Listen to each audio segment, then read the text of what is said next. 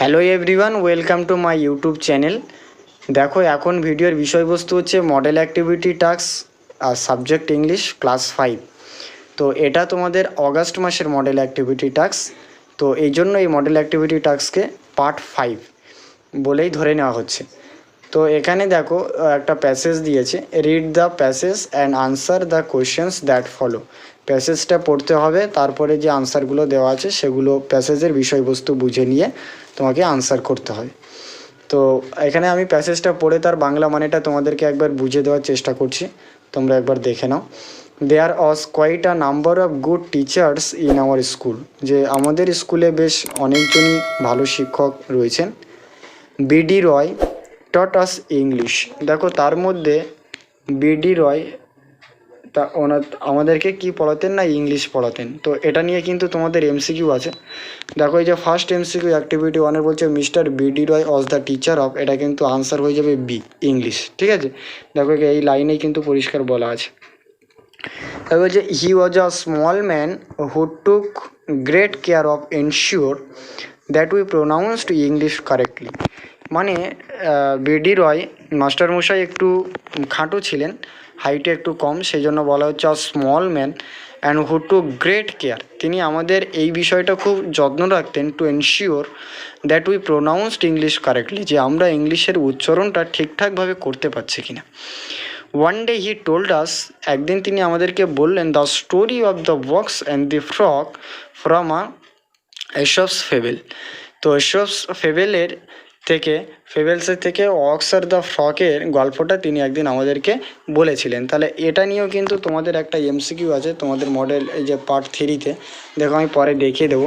তো এই কথাটা কিন্তু লিখতে হবে। এবারে before telling us the story, স্টোরিটা বলার পূর্বে he taught us how the pronunciations of the depends. দেখো, দা এখানে কিন্তু ইনভার্টেড কমার মধ্যে করা হয়েছে। Depends on whether the following words being with a vowel or a consonant. তাহলে এখানে কি বলা হচ্ছে যে কি করে আমরা এই যে ভাওয়েল কনসোনেন্টের কনসেপ্টগুলো কোথায় কি করতে হয়, হ্যাঁ, সেইগুলো কিসের ওপর ডিপেন্ড করে সেগুলো কিন্তু তিনি বলে দিয়েছিলেন। আই ফন্ডলি রিমেম্বার আওয়ার হেড পণ্ডিত, যে হেড পণ্ডিত মশাইয়ের কথাটা আমার খুব মনে পড়ে, Bhattacharya sir for is excellent hand writing. তার মানে ভট্টাচার্য স্যার, যিনি হেড পণ্ডিত মশাই ছিলেন, তার কিন্তু হাতের লেখাটা দুর্দান্ত ছিল, এই জন্য বলা হয়েছে দেখো এক্সিলেন্ট হ্যান্ড রাইটিং। ঠিক আছে, এবার এমসিকিউগুলো আমি তোমাদের এখান থেকে কোয়েশ্চেনটা পড়ছি, আমার কপিতে যেখানে করেছি সেখানেও লেখা আছে, তারপরে তোমরা একটু এখানে টিক দিয়ে দিচ্ছি, একবার দেখে নাও।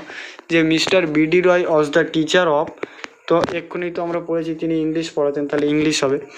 The author learned correct pronunciation from his English teacher.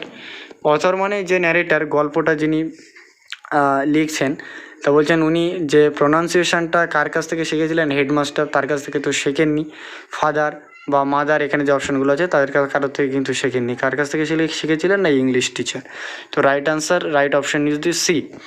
তারপরে বলছে 3-তে the ox and the frog is a tale from. দেখো, আমি তোমাদেরকে বলেছিলাম যে এসপস ফেবেলস এখান থেকে কিন্তু নেওয়া হয়েছিল, তো D is the correct answer. ঠিক আছে, এইবার আমি আমার পিডিএফটা থেকে তোমাদেরকে একবার দেখিয়ে দিই। এইবার কোয়েশ্চেনগুলো সব ওইখান থেকেই তোমাদের করে দেবো। দেখো, মডেল অ্যাক্টিভিটি 1-এর যে ফার্স্ট এমসিকিউটা সেটা তো কারেক্ট আনসার বি, ইংলিশ। সেকেন্ডেরটা সি, ইংলিশ টিচার। আর থার্ডেরটা তো হবে ডি, এটা তো আমি এক্ষুনি বলেই দিলাম। তারপরে দেখো অ্যাক্টিভিটি 2-এ বলছে fill in the blanks with present continuous tense of the verbs given in the brackets. তো ব্র্যাকেটসের মধ্যে যে ভার্বটা দেওয়া আছে সেটা কিন্তু প্রেজেন্ট ফর্মে দেওয়া আছে, আর তোমাকে যে টেন্সটা করতে হবে সেটা বলেছে প্রেজেন্ট কন্টিনিউয়াস টেন্স। ঠিক আছে, এবার এই যে প্রেজেন্ট কন্টিনিউয়াস টেন্সের যে জেনারেল স্ট্রাকচার কেমন হয় সেটা একটু তোমাকে জানতে হবে। দেখো, আমি এখানে যে রেড কালারের এটাতে যে লিখে দিয়েছি সেখানে আমি স্ট্রাকচার বলে লিখেছি। এই যে অ্যাম ইজ আর, তোমরা সকলেই জানো যে এগুলো হচ্ছে বি ভার্ব। তো প্রেজেন্ট টেন্সের ক্ষেত্রে কিন্তু এই বি ভার্বগুলো হয় অ্যাম ইজ আর, পাস্ট টেন্সে কিন্তু অজ ওয়ার হয়ে যায়। তো যেহেতু এখানে প্রেজেন্ট কন্টিনিউয়াস বলেছে সেই জন্য আমি শুধুমাত্র অ্যাম ইজ আরটা লিখে দিয়েছি।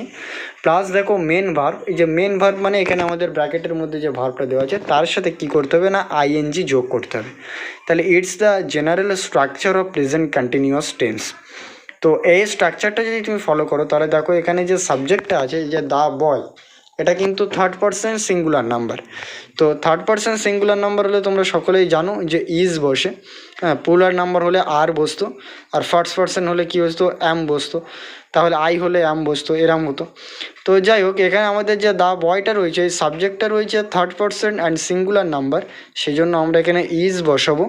আর যে ড্র লেখা আছে ড্রটার সাথে আইএনজি যোগ করলে হয়ে যাবে ড্রয়িং। তাহলে আমাদের এখানে ফিল ইন দ্য ব্ল্যাঙ্কসে যে ভার্বটা হয়ে যাচ্ছে সেটা হচ্ছে ইজ ড্রয়িং। তাহলে the boy is drawing a picture, ঠিক আছে। তারপরে বি অপশানে দেখো এখানে বলেছে, দেখো দে, থার্ড পারসেন্ট প্লুরাল নাম্বার রয়েছে, দে মানে তারা, অনেকজন আছে, সেই জন্য আমরা কিন্তু এখানে বিভার হিসেবে আরকে ইউজ করেছি। তারপরে দেখো আর প্লে ছিল এখানে যে, সেজন্য তার সাথে আইএনজি যোগ করলে হয়ে যাচ্ছে প্লেয়িং মানে খেলা করা। তাই ইন দ্য ফিল্ড, তাহলে they are playing in the field, তারা কী করছিল না মাঠে খেলা করছিলেন। তারপরে দেখো সি এর অপশানে বলা হচ্ছে যে রঞ্জন, যেখানে রাইট বলা আছে আর লেটার, দেখো এটা রাইট থেকে আমরা রাইটিং আইএনজি যোগ করবো। আর দেখো এটা রঞ্জন একজনের নাম আছে, তাহলে কি থার্ড পারসন এবং একজন বলেছে সেজন্য সিঙ্গুলার নাম্বার, এই জন্য আমরা বি ভার্ব হিসেবে ইজ ইউজ করব। আর এখানে রাইটের এই যে ইটা কিন্তু মিউট হয়ে গিয়ে টি পর্যন্ত সব থাকবে, তারপরে কিন্তু আইএনজিটা যোগ হয়ে যাবে, তাহলে হয়ে যাবে writing, WRITING, writing a letter, Ranjan is writing a letter, ঠিক আছে। তারপরে তোমরা দেখো এখানে তোমাদের অ্যাক্টিভিটি 3-তে যেটা বলা হয়েছে, যে বলছে identify the subject and predicate of the following sentences. তো একটা সেন্টেন্সেরকে যদি আমরা জেনারেলভাবে দুটো ভাগে ভাগ করি তাহলে আমরা বলতে পারি সাবজেক্ট আর প্রেডিকেট রয়েছে। তো সাবজেক্টটা কেমন থাকে, কি থাকে, সেগুলো সম্পর্কে আমাদের একটা স্বচ্ছ ধারণা থাকা চাই, এবং প্রেডিকেটটা কি থাকবে সেটা সম্পর্কেও কিন্তু আমাদের একটা স্বচ্ছ ধারণা থাকা চাই।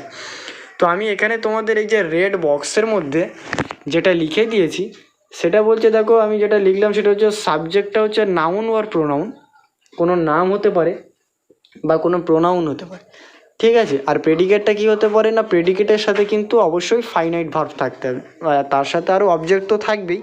তাহলে ভার্ব প্লাস অবজেক্ট, এটা হচ্ছে যে ভার্বটা থাকতে হবে সেটা কিন্তু অবশ্যই ফাইনাইট ভার্ব। দেখো তোমার টু দিয়ে কোনো ভার্ব থাকতে পারে, যেমন টু গিভ, GIV। তোমরা এটা একটা খুব ইম্পর্টেন্ট নিয়ম, তোমরা সবাই জানো যে টু এর পরে কোনো ভার্ব বলে সেটা কিন্তু ইনফাইনাইট হয়ে যায়। তো সেইটা কিন্তু ভার্বের সবসময় প্রেজেন্ট ফর্ম থাকে, টু এর পরে দেখবে সবসময় ভার্বের প্রেজেন্ট ফর্ম আছে, কোনো পাস্ট ফর্ম নেই। তো এই কারণে ওই সমস্ত ভার্বগুলোকে কিন্তু আমরা ফাইনাইট ভার্ব বলবো না, কারণ তোমাদের এখানে একটা দেখবে সি এর মনে হয় সেন্টেন্সে এটা এরকমটা দেওয়া আছে টু দিয়ে, তাহলে ওই ভার্বগুলো কিন্তু তোমাদের ফাইনাইট ভার্ব নয়। তাহলে এটা একটু তোমাদের ফার্স্ট বুঝে রাখতে হবে যে সাবজেক্টটা কী হতে পারে। আর এটা তোমাদের একটা জেনারেল অবজারভেশন বা ভিউ, সাবজেক্ট কিন্তু সবসময় কী থাকে না প্রথমেই থাকে। তো সেন্টেন্সের স্ট্রাকচার হলো subject plus verb plus object, ঠিক আছে। এখানে যে ভার্ব প্লাস অবজেক্ট এটাকেই আমরা বলছি যে প্রেডিকেট হিসেবে নিচ্ছি। তো এখানে ফার্স্ট যে সেন্টেন্সটা দেওয়া আছে সেখানে বলছে the sun rises in the east, যে সূর্য পূর্ব দিকে উদিত হয়। এইবার এই সেন্টেন্সটাকে যদি তুমি ভাগ করো এখানে, তাহলে দেখো যে দ্য সান এটা হচ্ছে তোমার সাবজেক্ট মানে সূর্য, আর এই যে রাইজেস মানে উদিত হওয়া এইটা হচ্ছে তোমার ফাইনাইট ভার্ব, আর তার সাথে ইন দ্য ইস্ট এটা হচ্ছে তোমার অবজেক্ট। তাহলে এই যে rises in the rises in the east এটা কিন্তু তোমার হয়ে যাচ্ছে প্রেডিকেটের মধ্যে, আর দ্য সানটা কিন্তু তোমার হচ্ছে সাবজেক্ট। তাহলে এটা খুবই সোজা, দুই একবার একটু মাথায় রাখলেই কিন্তু হয়ে যায়, অসুবিধা কিছু নেই, খুব একটা শক্ত কঠিন গ্রামার কিছু নয়। তারপরে দেখো এখানে যে বি এর যে তোমাদের সেন্টেন্সটা ছিল সেখানে বলছে যে my brother is singing a song. তাহলে এই যে এখানে তোমাদের যে বলা হলো যে মাই ব্রাদার, তাহলে তোমাদের সাবজেক্টটা হবে এখানে মাই ব্রাদারটা, আর ইজ সিঙ্গিং আ স্যাং এটা সং, তাহলে এটা হয়ে যাবে প্রেডিকেট। এবার দেখো এখানে যে ইজ সিঙ্গিং, এই ইজ সিঙ্গিংটা তোমাদের হয়ে যাচ্ছে না ফাইনাইট ভার্ব, আর সংটা তোমরা যদি অবজেক্ট হিসেবে নাও তাহলে অবজেক্ট প্লাস ফাইনাইট ভার্ব এটা কি হয়ে যাচ্ছে না predicate, is singing a song. আর দেখো মাই ব্রাদার এটা সেন্টেন্সের প্রথমেই আছে, তো এটা সাবজেক্টের মধ্যেই থেকে গেল। তারপরে সি এর যে সেন্টেন্সটা দেওয়া আছে সেখানে বলছে it is not easy to get pure drinking water. এইবার এইখানটার কথাই আমি তোমাদেরকে ফার্স্ট বলছিলাম। দেখো এখানে যে ইট আছে, এই ইটটা তো হয়ে গেল আমার সাবজেক্ট, এ নিয়ে কোনো সন্দেহ নেই। এবার দেখো এখানে একটা একটা ভার্ব রয়েছে, দেখো ইজ নট ইজি। তারপরে যে টু এর পরে দেখো গেট মানে পাওয়া, তোমরা সাধারণত গেটকেও কিন্তু একটা ভার্ব হিসেবে দেখো। তোমরা যদি ভার্বের থার্ড ফর্মগুলো মুখস্থ করো তাহলে get present form, got past form, আর গেট গট গটেন, তাহলে ওইগুলো হয়ে গেল তোমার পাস্ট পার্টিসিপেল বা থার্ড ফর্ম। তাহলে যেহেতু এখানে টু আছে সেই জন্য দেখো আমি বলেছিলাম টু এর পরে সবসময় ভার্বের প্রেজেন্ট ফর্ম বসে, তো দেখো গেট প্রেজেন্ট ফর্মই বসেছে, আর এগুলোকে ইনফাইনাইট হয়ে গেছে, যার কারণে এটাকে অবজেক্টের মধ্যে চলে যাবে। আর এইখানের এই যে ইজটা আছে এটা কিন্তু ফাইনাইট ভার্ব, ঠিক আছে। তো তোমাকে লিখতে হবে এই 8টা সাবজেক্টের মধ্যে, আর ইজ থেকে এই ড্রিঙ্কিং ওয়াটার পর্যন্ত এটা পড়ে যাবে তোমার is not easy to get the pure drinking water, এটা হবে তোমার হচ্ছে প্রেডিকেট। তো এটা ছিল তোমার অ্যাক্টিভিটি 3। তারপরে অ্যাক্টিভিটি 4-এ খুব সোজা একটা রাইটিং দিয়েছে, বলছে right 5 sentence on my school, মানে আমার স্কুল সম্পর্কে একটা লিখতে 5টা সেন্টেন্স লিখতে বলেছে।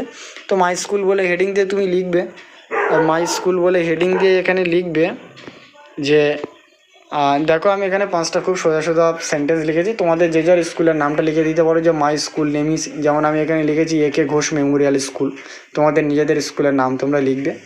তারপরে সেকেন্ড সেন্টেন্সে লিখবে যে our school is very big, our school is very big in area, ক্ষেত্রফলের দিক থেকে অনেকটাই বড়, উইথ আ বিগ প্লেগ্রাউন্ড, এবং একটা বড় খেলার মাঠ রয়েছে। And there are 20 classroom and many other classroom likes headmaster's room, staffs room and hall room etcetera.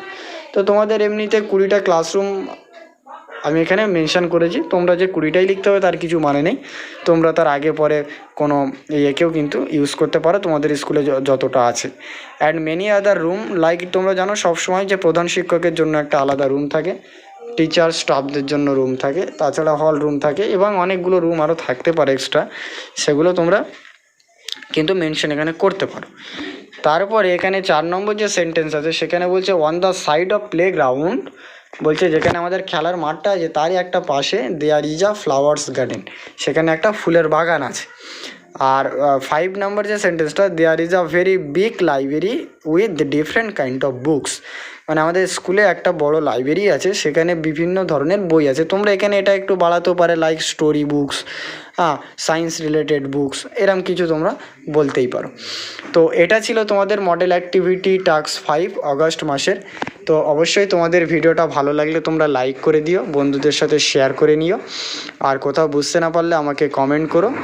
আর যদি তুমি চ্যানেলে নতুন হয়ে থাকো তাহলে কিন্তু অবশ্যই সাবস্ক্রাইব করে পাশে থাকা বেল আইকন প্রেস করে অল নোটিফিকেশান অন করে রাখো, তাহলে তুমি সমস্ত মডেল অ্যাক্টিভিটি টাস্ক বা এই জাতীয় অনেক ইম্পর্টেন্ট ভিডিও কিন্তু তুমি এই চ্যানেল থেকে পাবে, যেটা তোমার অনেক হেল্পফুল হবে। And finally thank you for watching.